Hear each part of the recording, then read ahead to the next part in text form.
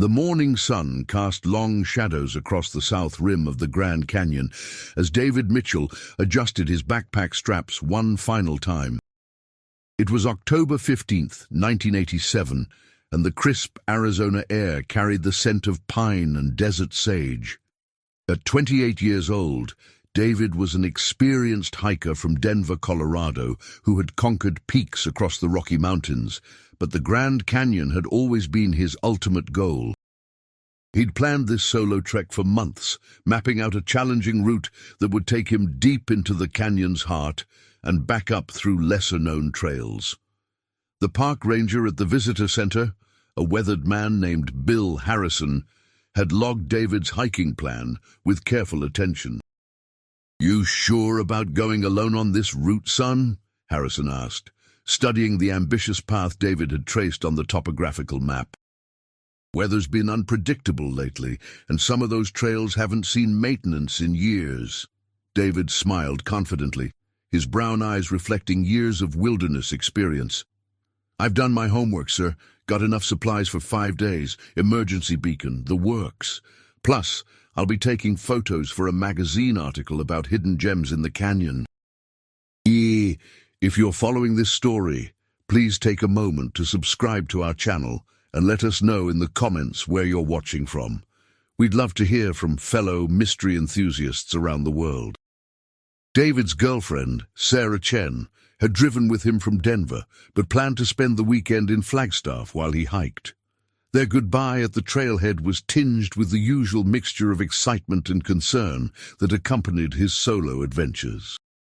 "Promise me you'll stick to the schedule," she said, straightening his collar with gentle hands. "I'll be waiting at the South Rim Visitor Center Sunday evening, just like we planned."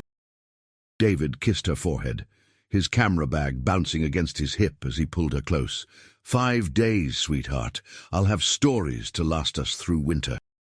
The first day of his hike proceeded exactly as planned. David's journal, later found in his truck, documented his progress in neat handwriting. He descended via the South Kaibab Trail, capturing stunning photographs of the layered rock formations that told millions of years of geological history.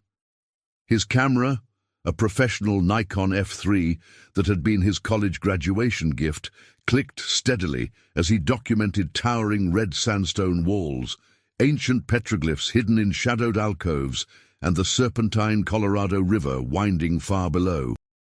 By afternoon, David had reached the bottom and begun his planned route along the river toward a remote area where few tourists ventured. The temperature had climbed into the 80s, unusual for October, but David maintained his steady pace, pausing frequently to photograph wildlife and geological formations. His water consumption remained on schedule, and he felt strong and optimistic about the days ahead. That evening, he made camp near a small tributary stream, just as marked on his map. His journal entry from October 15th described the profound silence of the canyon at night, broken only by the distant sound of rushing water and the occasional call of a great horned owl. He wrote about feeling connected to the ancient peoples who had called this place home centuries before, and his excitement about exploring areas rarely seen by modern visitors. The second day began with David photographing the sunrise painting the canyon walls in brilliant shades of orange and pink. His route would take him deeper into a maze of side canyons, following old mining trails and Native American paths that required careful navigation. The weather remained unseasonably warm, and by mid-morning he'd shed his jacket and rolled up his sleeves, the Arizona sun beating down mercilessly on the exposed rock faces around him. According to his plan, David should have reached a specific landmark, an abandoned mining cabin from the 1890s, by noon on October 16th. His intended route from there would loop back toward more established trails over the following 3 days, but somewhere between his riverside campsite and that historical marker, David Mitchell vanished completely, leaving behind one of the Grand Canyon's most enduring mysteries.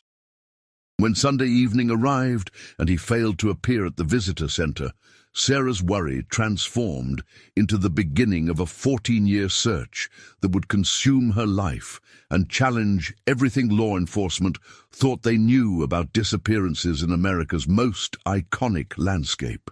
The initial search effort began within hours of David's overdue status. Park Service teams, coordinated by Chief Ranger Margaret Torres, deployed along his registered route with methodical precision. The Grand Canyon Search and Rescue Unit was among the most experienced in the National Park Service, having conducted hundreds of operations in the challenging terrain over the years. Torres, a 15-year veteran with graying temples and sharp blue eyes, personally led the primary search team down the South Kaibab Trail at dawn on Monday, October 19th. Sarah had spent a sleepless night at the Grand Canyon Lodge, clutching David's detailed itinerary and calling his name into the vast darkness beyond her window.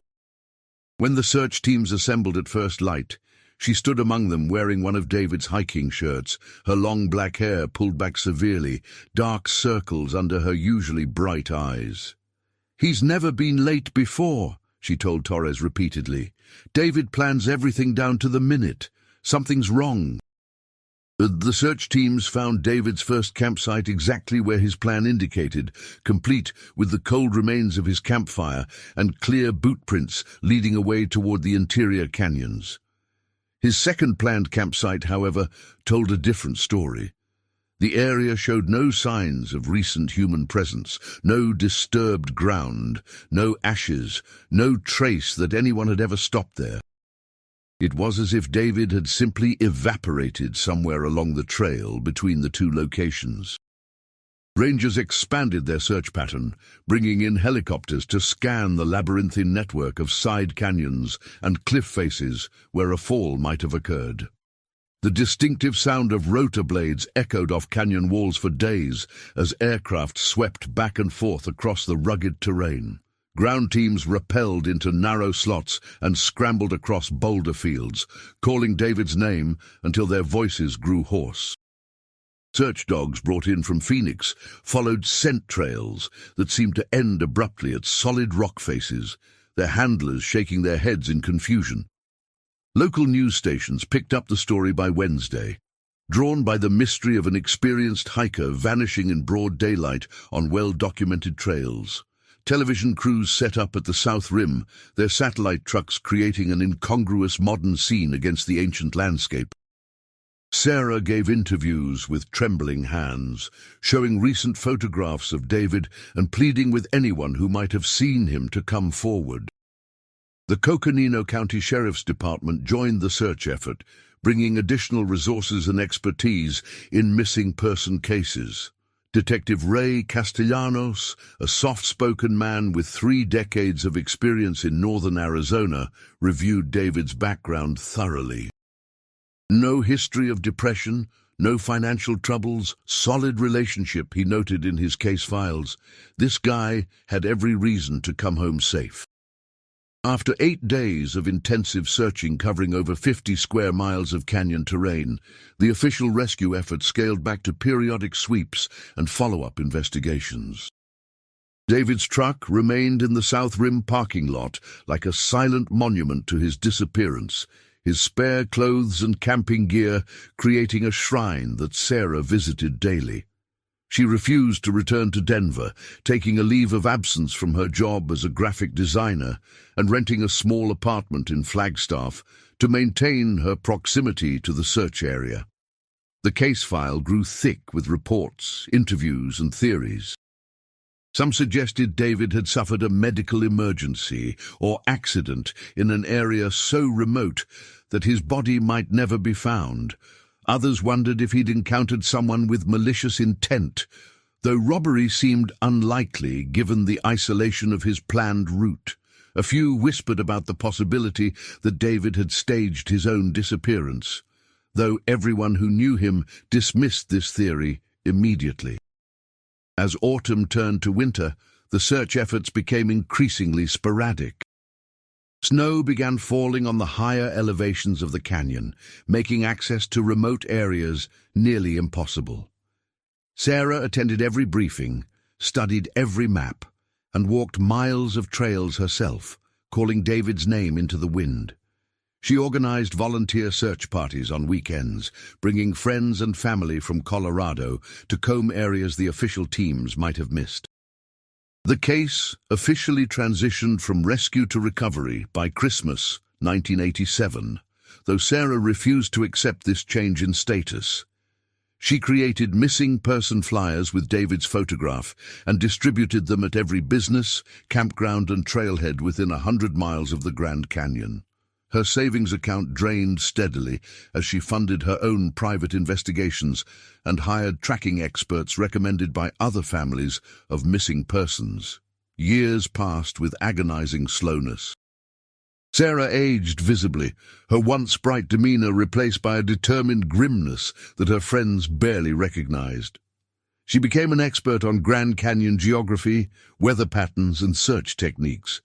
Her apartment walls were covered with topographical maps marked with colored pins representing search areas, potential sightings, and theories about David's fate.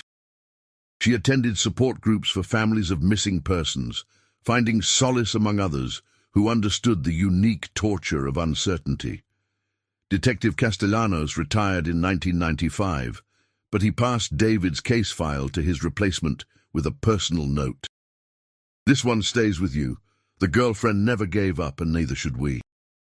New technologies emerged: GPS systems, advanced camera equipment, improved communication devices, but none provided breakthrough clues about what had happened to David Mitchell in those remote canyon depths 14 years earlier. Sarah had learned to live with the constant ache of not knowing, the way some people learn to function with chronic pain. She'd returned to work, though she'd never left Arizona, building a successful freelance design business that allowed her flexibility to pursue leads when they arose. Friends had long stopped suggesting she move on or find closure, recognizing that her search for David had become as fundamental to her identity as breathing. In September 2001, almost exactly 14 years after David's disappearance, a flash flood in one of the Grand Canyon's tributary watersheds carved new channels through areas that had remained unchanged for decades. When the waters receded, they revealed secrets the desert had hidden for over a decade, including something that would finally answer Sarah's questions and shock everyone who had followed the case. The discovery came from an unlikely source. Tommy Yazzie, a 22-year-old Navajo man working seasonal maintenance for the Park Service, was clearing debris from a newly formed wash when sunlight glinted off something metallic wedged between two boulders. His initial assumption was tourist litter. Hikers occasionally lost items that the desert claimed. But as he worked the object free, he realized he was holding a camera, a professional Nikon that had somehow survived years of exposure to the elements. Tommy had worked summers at the Grand Canyon since high school and was familiar with the famous missing hiker case that older rangers still discussed. The camera's serial number, partially visible beneath accumulated grime, would later prove to match David Mitchell's equipment list exactly. But what the camera contained would prove far more significant than its mere recovery. Park Service protocol required that Tommy immediately report his find to Chief Ranger Susan Martinez, who had succeeded Torres 5 years earlier. Martinez, a methodical woman in her 40s with short grey hair and steady hands, recognized the potential importance immediately. She documented the camera's location with GPS coordinates, photographed the recovery site from multiple angles, and secured the device in an evidence bag before transport to the park's administrative offices. Sarah received the call at her Flagstaff design studio on a Tuesday afternoon in late September. She'd answered similar calls hundreds of times over the years, reports of found equipment, possible sightings, new theories from amateur investigators. Her response had become practiced, professional, controlled. But when Chief Ranger Martinez explained that they'd recovered David's camera and the film inside appeared to be intact, Sarah's carefully constructed emotional walls began to crumble. The film development process required careful handling by specialists in Phoenix who dealt with aged and potentially damaged photographic materials. Sarah drove the 100 miles south with Martinez, her hands gripping the steering wheel so tightly her knuckles went white. The photography lab's sterile environment felt surreal after so many years of searching canyon wilderness. Technicians worked with patient precision, their chemical baths and enlargement equipment promising answers Sarah had sought for half her lifetime. When the first images emerged in the developer solution, they showed David's familiar smile and the canyon landscapes Sarah had memorized from his earlier photography. The photos progressed chronologically through his planned route. Sunrise shots from his first morning, the river crossing, geological formations he'd found particularly interesting. Everything appeared normal until the final frames on the roll revealed something that made everyone in the lab pause in stunned silence. The last photographs showed David in what appeared to be a hidden canyon alcove. But he wasn't alone. Two other figures were visible in the frames, and their body language suggested confrontation rather than friendly encounter. The images were grainy, taken in difficult lighting conditions, but they clearly documented David's final hours and suggested his disappearance had been neither accident nor voluntary departure. Detective Maria Santos, Castellanos' successor, arrived at the lab within an hour of Sarah's call. Santos, a sharp-eyed woman in her 30s with experience in cold case investigations, studied the photographs with intense concentration. "These people," she said, pointing to the shadowy figures in the final frames, "we need to identify them. This changes everything we thought we knew about this case."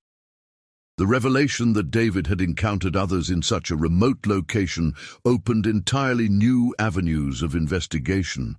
The photographs suggested he'd discovered something in that hidden alcove, possibly the remnants of illegal activities like drug smuggling or artifact theft that plagued remote areas of the Southwest. The final image on the roll showed David's camera pointing toward the ground, as if he'd tried to hide it or document evidence quickly before confronting a dangerous situation.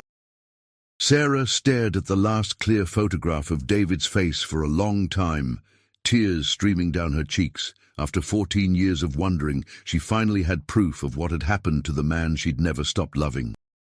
But the answers raised new questions about who had been in that canyon alcove and what they'd been doing there that was worth killing to protect. The search for David Mitchell was over, but the quest for justice was just beginning. The photographs provided law enforcement with their first concrete evidence in the case, but they also presented new challenges. The images were 14 years old, and the people they showed might be dead, imprisoned on unrelated charges, or living under different identities thousands of miles away. Detective Santos assembled a task force that included FBI specialists in photographic analysis and experts in Southwest criminal activity patterns from the 1980s. Computer enhancement technology in 2001 was far superior to what had been available during the original investigation. FBI technicians worked to clarify the grainy images, using advanced software to bring facial features into sharper focus and extract additional details about clothing, equipment, and the alcove's location. The enhanced photos revealed that at least one of the confronting figures wore what appeared to be military surplus clothing, popular among survivalists and militia groups of the late 1980s.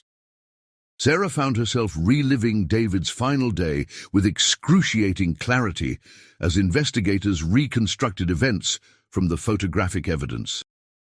The timestamp feature on David's camera provided precise documentation of his movements up until 2:47 p.m.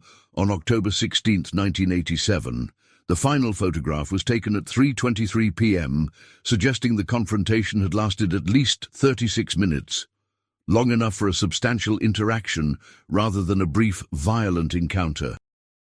Geographic analysis specialists used the canyon walls visible in the background of David's photos to pinpoint the exact location of the alcove where he disappeared.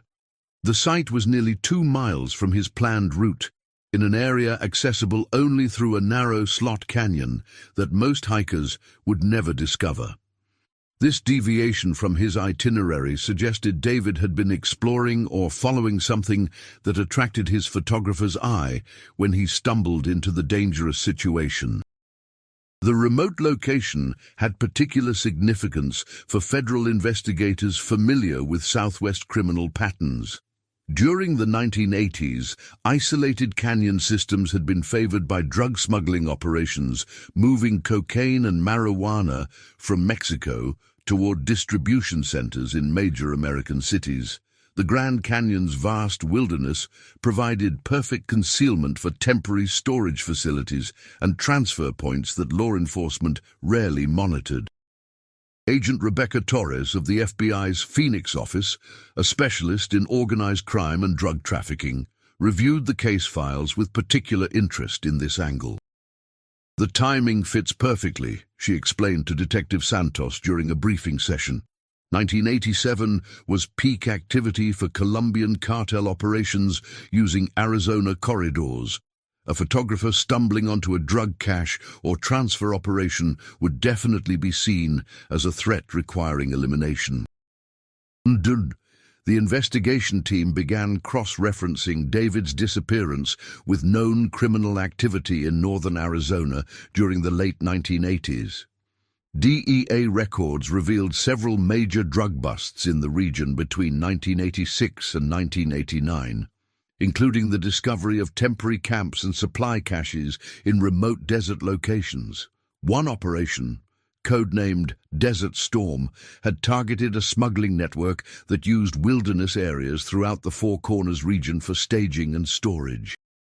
Sarah participated in these briefings when possible, though the clinical discussion of David's murder was emotionally devastating. She'd spent 14 years imagining accident scenarios, falls, exposure, animal attacks that would have been tragic but random. Learning that David had likely been killed deliberately by criminals protecting their operation felt like losing him all over again, but with the added burden of knowing he died in fear and violence. The enhanced photographs revealed additional crucial details as analysis continued. One image showed what appeared to be wrapped packages in the background of the alcove, consistent with drug packaging methods used by cartels of that era. Another frame captured a partial view of a vehicle, possibly a truck or jeep, hidden behind rock formations, suggesting the criminals had motorized access to the remote location through routes unknown to park rangers.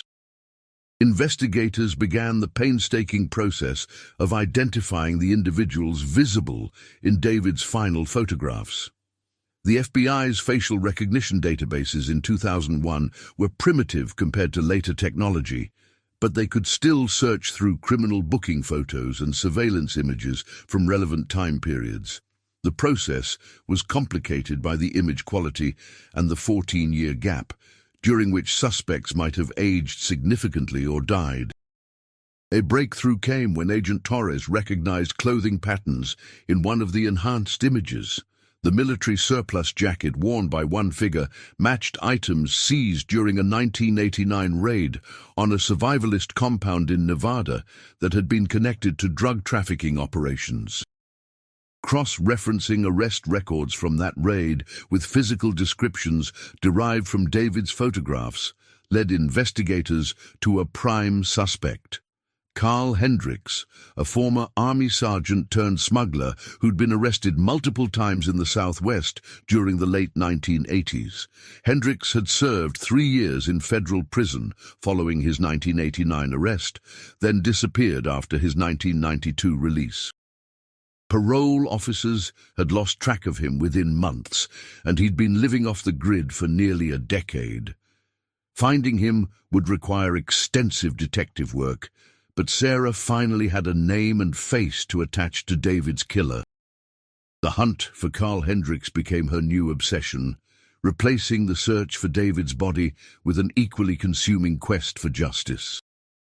The investigation into Carl Hendricks revealed a career criminal whose activities had spanned multiple states and decades. Born in Oklahoma in 1948, Hendricks had served 2 tours in Vietnam before returning to civilian life with combat skills and a disregard for authority that would shape his criminal trajectory. Military records showed disciplinary problems and early discharge, followed by a pattern of arrests for assault, weapons violations, and eventually drug trafficking. Detective Santos coordinated with law enforcement agencies across the Southwest to trace Hendricks's movements after his 1992 disappearance from federal parole supervision. The trail was cold, but not completely dead. A series of aliases, false identification documents, and cash-only lifestyle had kept Hendricks invisible to most official scrutiny. But he'd left traces that careful investigation could follow. Sarah threw herself into the manhunt with the same intensity she'd brought to searching for David. She studied Hendricks's criminal history, learned about his known associates, and traveled to locations where he'd been spotted over the years. Her apartment walls, once covered with topographical maps of the Grand Canyon, now displayed federal mugshots, surveillance photos, and timelines tracking a killer's movements across the American Southwest. The second suspect visible in David's photographs proved more elusive. Enhanced analysis suggested a younger man, possibly in his 20s during the 1987 encounter, but facial recognition searches produced no matches in criminal databases. This person might have been a minor player in the smuggling operation, someone who'd avoided arrest and maintained a clean record, or possibly another victim who hadn't survived the criminal enterprise's violent methods. FBI profilers studying the photographic evidence developed theories about what had transpired during David's final hours. The sequence of images suggested he'd been taking routine landscape photographs when he discovered the hidden alcove and its criminal occupants. Rather than retreating immediately, David's photographer instincts had led him to document what he'd found, probably recognizing the significance of stumbling upon illegal activity in such a remote location. The final photographs showed David in increasingly tense situations, suggesting the criminals had noticed his presence and confronted him. His attempt to hide or protect his camera in the last frames indicated he understood the danger and hoped the evidence would eventually be discovered. The fact that his body was never found suggested the killers had disposed of it in a location where recovery would be impossible, possibly one of the region's many abandoned mine shafts or remote desert graves. Agent Torres coordinated with Mexican law enforcement agencies, recognizing that Hendricks might have fled across the international border to avoid prosecution. The DEA maintained extensive files on American criminals who'd sought refuge in Mexican territories controlled by drug cartels, often working as enforcers or technical specialists for operations targeting the United States market. A potential breakthrough came in early 2002 when a confidential informant in El Paso, Texas, reported seeing someone matching Hendricks's description at a border-crossing checkpoint. The sighting was unconfirmed, but it suggested the fugitive might still be alive and operating in the shadowy world of cross-border criminal activity. Sarah drove to Texas immediately, working with local law enforcement to investigate the lead, though it ultimately proved inconclusive.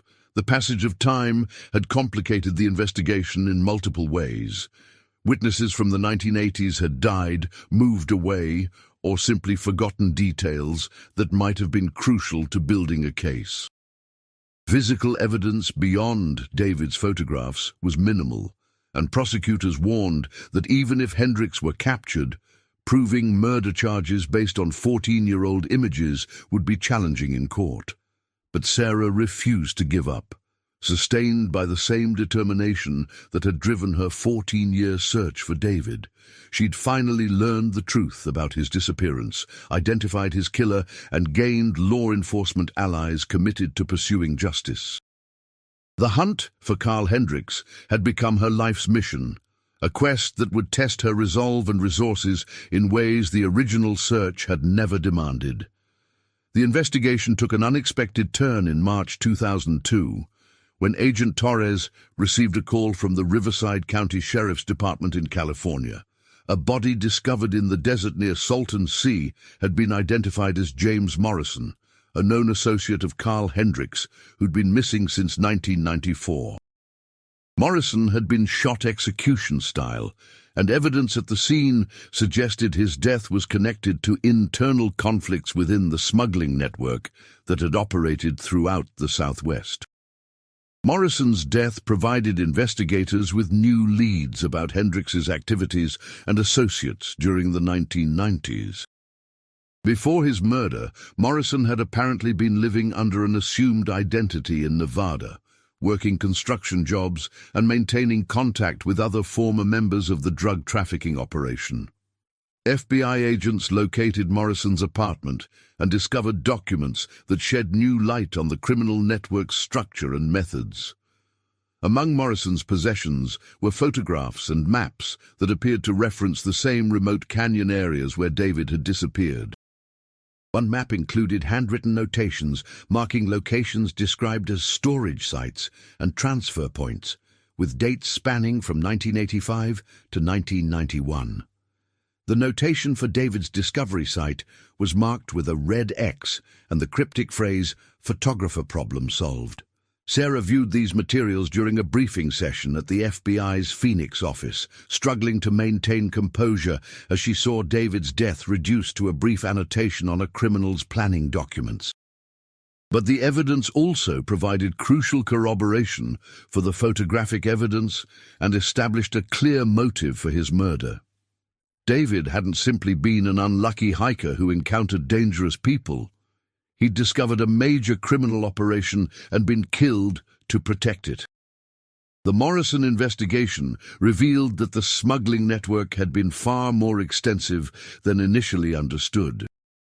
Rather than a simple drug trafficking operation, it appeared to have been a multifaceted criminal enterprise involving stolen artifacts from Native American sites, weapons smuggling, and money laundering through legitimate businesses in Arizona and New Mexico.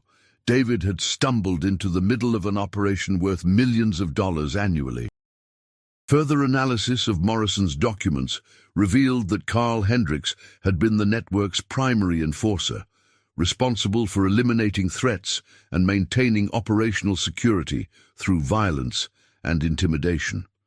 His military background and combat experience had made him valuable for handling situations like David's accidental discovery of the canyon operation. The documents suggested Hendricks had killed at least 3 other people to protect the network's secrecy. FBI agents used information from Morrison's files to trace other former network associates, several of whom agreed to cooperate with investigators in exchange for reduced sentences on unrelated charges. These interviews provided additional details about Hendricks's personality, methods, and possible current whereabouts. The picture that emerged was of a paranoid, violent man who trusted no one and eliminated potential threats without hesitation. One cooperating witness, a former smuggler named Roberto Vega, provided specific details about the October 1987 operation that had cost David his life. According to Vega, Hendricks and his partner had been guarding a major drug shipment stored in the canyon alcove when David appeared with his camera. Rather than simply warning him away, Hendricks had immediately decided the photographer posed too great a security risk to leave alive. Vega's account, supported by the photographic evidence, painted a chilling picture of David's final moments. The hiker had apparently tried to negotiate with his captors, possibly offering to forget what he'd seen in exchange for his freedom. But Hendricks, described by Vega as completely ruthless when it came to protecting the operation, had refused to take any chances with a witness who could identify both the location and the people involved.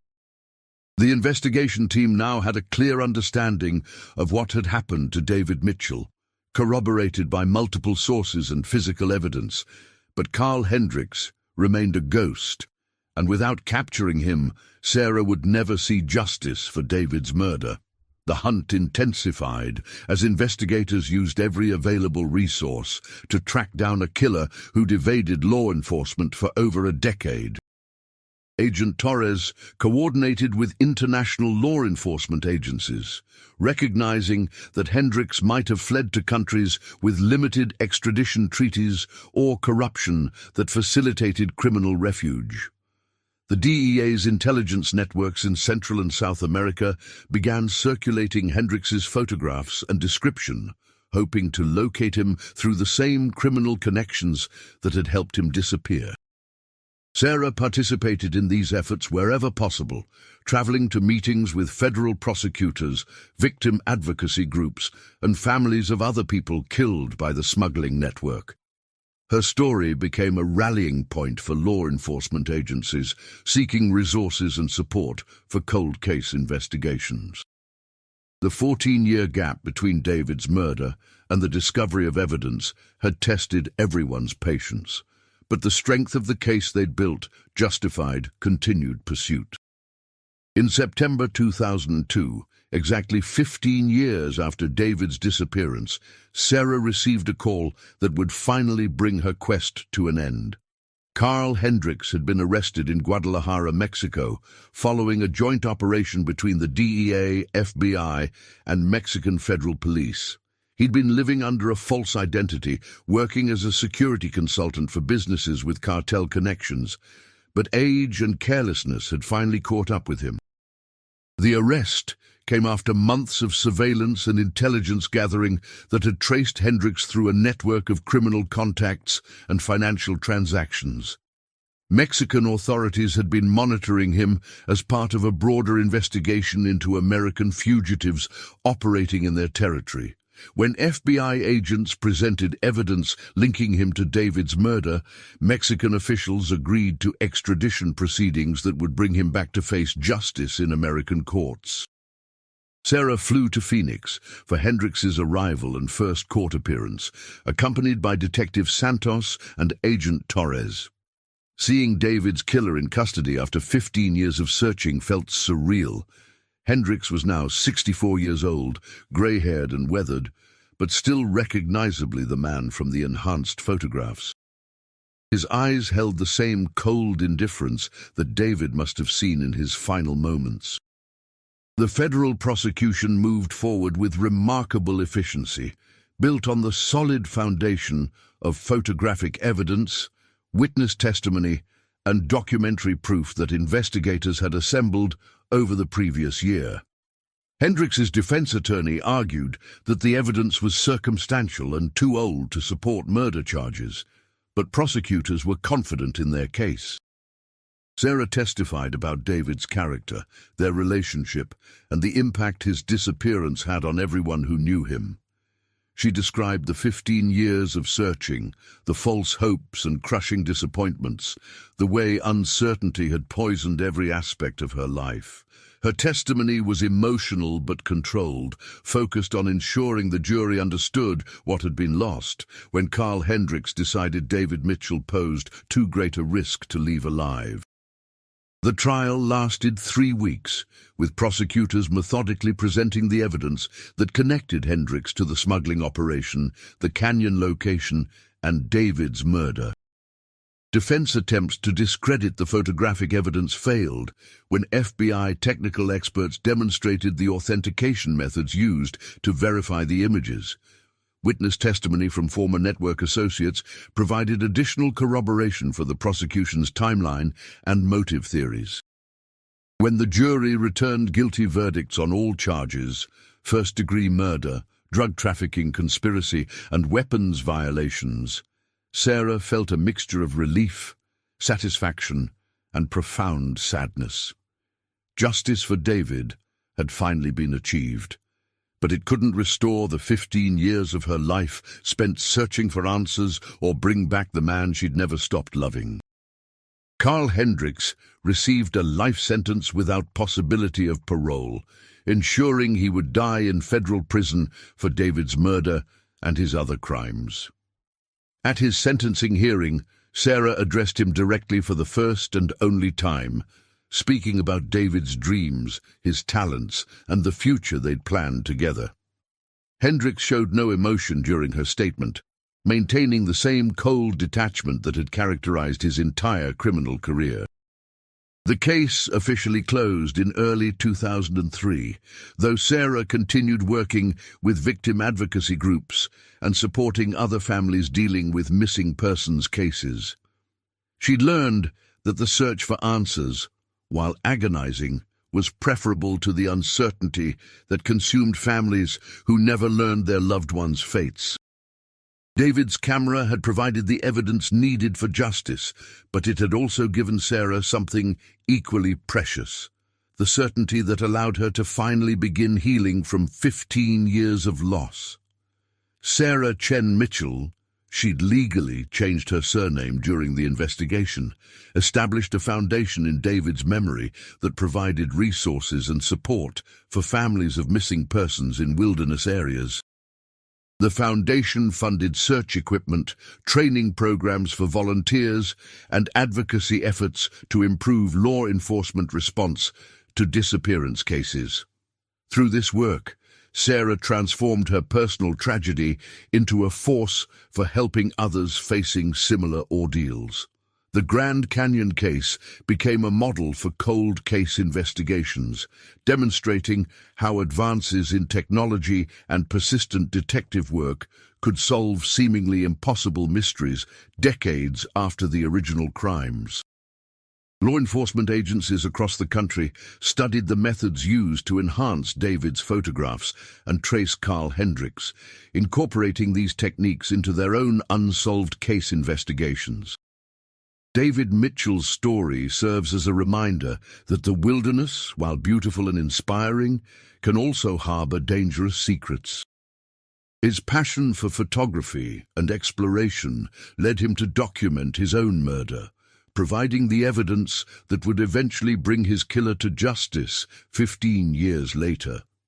The camera that captured his final moments became the key to solving one of the Grand Canyon's most enduring mysteries, proving that sometimes the truth waits patiently in the desert until the right moment to reveal itself.